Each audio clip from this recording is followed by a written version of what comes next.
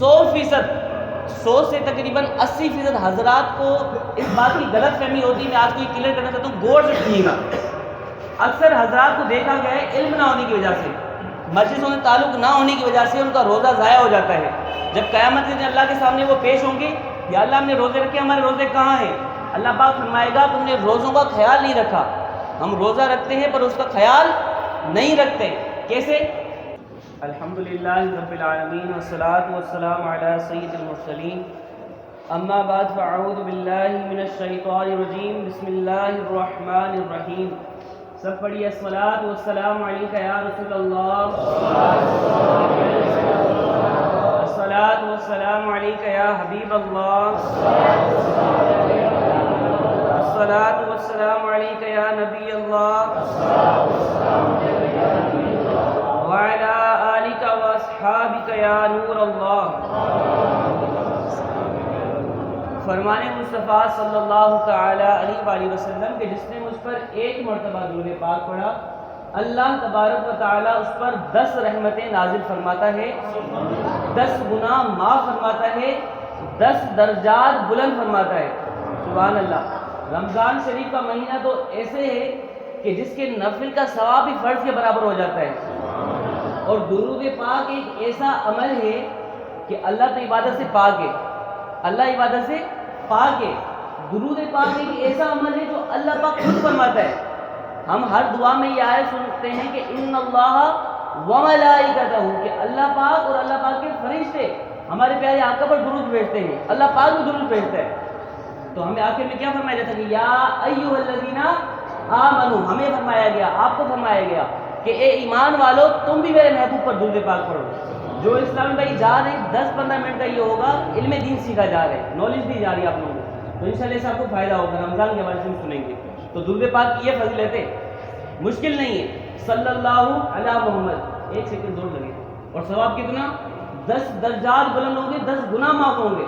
رمضان کی ہر گھڑی رحمت بڑھی ہے, ہر گھڑی رحمت بڑھی ہے. تو اس میں جتنا ہو سکے ہم درود پاک پڑھتے رہے, کوئی اس کا پیسہ کوئی چارجز نہیں ہوگی. تو اللہ پاک ہمیں خوب درود پاک پڑھنے کی توفیق عطا فرمائے. اللہ پاک کا بہت بڑا احسان کہ اللہ پاک نے ہمیں ماہ رمضان جیسی عظیم الشان نعمت سے سرفراز فرمایا. ماہ رمضان کے فیضان کی کیا کہنے, اس کی تو ہر گھڑی رحمت بنی ہے. رمضان مبارک میں ہر نیکی کا ثواب 70 گنا اور اس سے بھی زیادہ ہو جاتا ہے. نفل کا ثواب فرض کے برابر اور فرض کا ثواب 70 گنا بھی زیادہ ہو جاتا ہے. عرش اٹھانے والے فرشتے, عرش اٹھانے والے فرشتے روزے داروں کے لیے, روزے داروں کی دعا پر آمین کہتے ہیں. جو عرش کو اٹھائے ہوئے فرشتے وہ روزے دار کی دعا پر آمین کہتے ہیں. اتنی بڑی فضیلت ہے روزے دار کے لیے. اور فرمان مصطفیٰ صلی اللہ تعالی علیہ وآلہ وسلم ہے کہ رمضان کے روزے دار کے لیے مچھلیاں افطار تک دعائیں مغفرت کرتی ہیں. یہ فضیلت اس کے لیے ہے جو روزہ رکھے گا. یہ نہیں کہ جو صبح روزے کے ٹائم نماز میں تو آگے اچھی بات ہے, روزہ نہیں رکھا, یار کیا ہوا, طبیعت خراب ہے. اللہ کے بندے 11 مہینے ہم نے پیٹ بھر کر کھانا کھایا, اب 1 مہینہ اللہ کی راہ میں ہم قربان نہیں کر سکتے. ایسا تو نہیں کرنا, مسلمان ہیں الحمدللہ, اللہ نے ہم پر 30 روزے فرض فرمائے ہیں تو ہم نے رکھنے, تو انشاءاللہ نیت کریں. ابھی جوانی ہے, اب اچھا حضور نے ہمارے کیا فرمایا, روزہ رکھو صحت مند ہو جاؤ گے.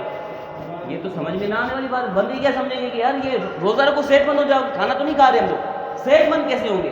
حالانکہ صحت مند ایسے ہوں گے جب ہم روزے میں بھوک میں رہیں گے.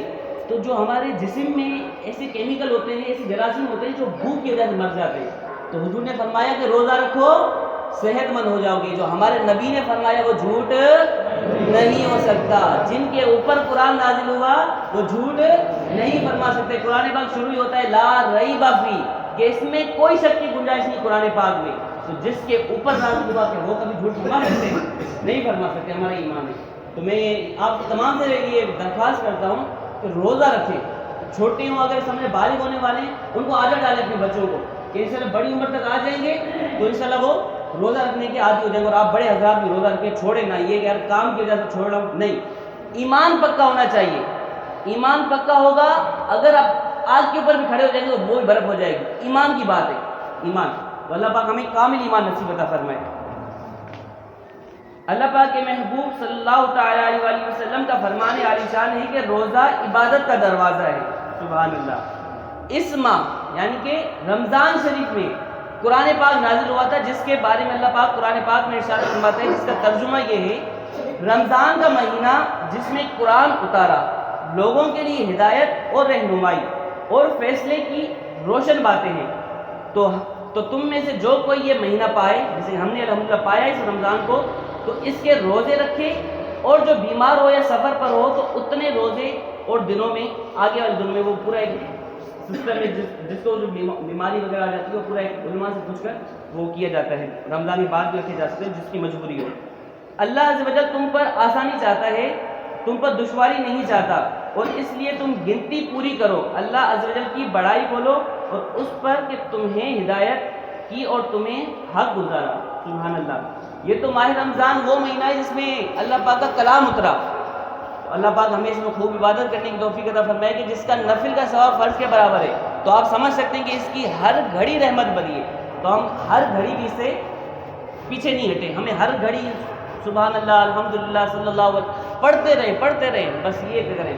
اچھا، اور 100 سے تقریباً 80% حضرات کو اس بات کی غلط فہمی ہوتی ہے، میں آج کو یہ کلیئر کرنا چاہتا ہوں، غور سے سنیے گا۔ اکثر حضرات کو دیکھا گیا ہے علم نہ ہونے کی وجہ سے، مسجدوں سے تعلق نہ ہونے کی وجہ سے ان کا روزہ ضائع ہو جاتا ہے۔ جب قیامت کے دن اللہ کے سامنے وہ پیش ہوں گے، یا اللہ ہم نے روزے رکھے، ہمارے روزے کہاں ہیں؟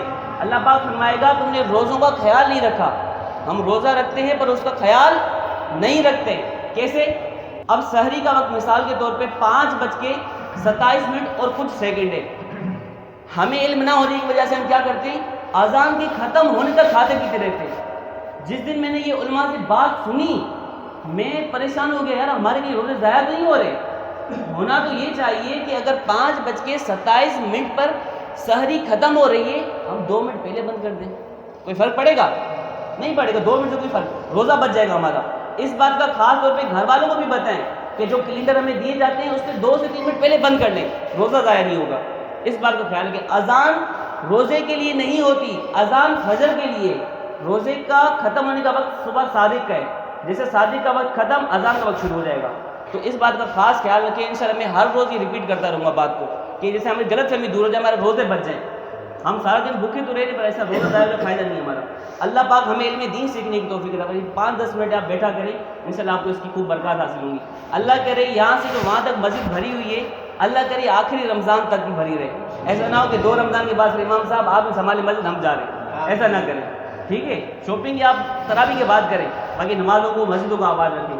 یہ جو قوم آئی ہے نا ماشاءاللہ، یہ جوگی موڑ کی عوام ہے، کوئی اگر باہر سے آیا ہوگا 1-2 ہو سکتے ہیں، باقی ماشاءاللہ پوری جوگی موڑ کی عوام ہے، یہی رہتی ہے۔ اللہ پاک ہم سب کو خوب عبادت کرنے کی توفیق عطا فرمائے۔